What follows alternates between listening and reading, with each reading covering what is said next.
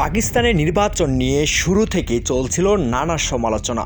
ফলাফল প্রকাশে বিলম্ব, ভোট কারচুপি এবং সহিংসতা সব মিলিয়ে পরিস্থিতি আরও খারাপ হয়ে ওঠে। এমনকি নির্বাচনের সুষ্ঠুতা নিয়ে প্রশ্ন তুলে দফায় দফায় বিক্ষোভ করে জনগণ। পাশাপাশি অন্য রাজনৈতিক দলগুলো নির্বাচনকে ঘিরে ব্যাপক অসন্তোষ প্রকাশ করেছেন। অবশেষে এ বিষয়ে মুখ খুলল যুক্তরাষ্ট্র।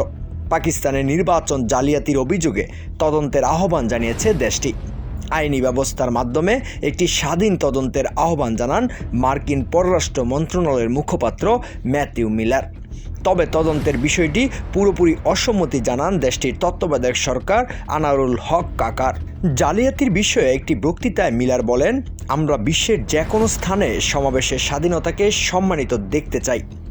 আমরা মনে করি যে জালিয়াতির দাবিগুলো সম্পূর্ণরূপে তদন্ত করা দরকার, কেননা এটা এখানে স্পষ্ট যে প্রতিযোগিতামূলক নির্বাচনে জনগণ নিজেদের পছন্দ মতো প্রার্থীকে ভোট দিতে সক্ষম ছিল।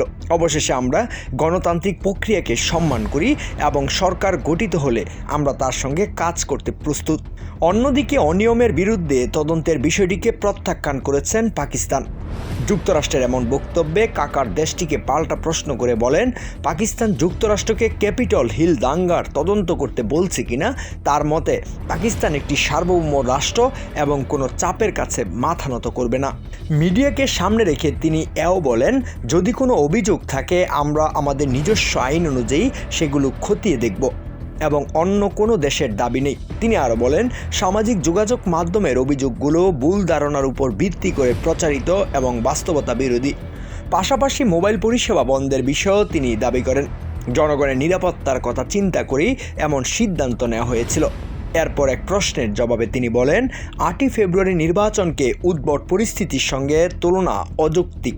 কাকার বলেন, এগুলো নিছক বাগাড়ম্বর। পাকিস্তান অত্যন্ত স্থিতিশীল এবং দায়িত্বশীল।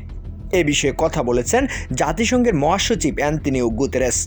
ক্ষমতার শান্তিপূর্ণ হস্তান্তর নিশ্চিত করতে আইনি প্রক্রিয়ার মাধ্যমে বিরোধ নিষ্পত্তির উপর জোর দেন তিনি।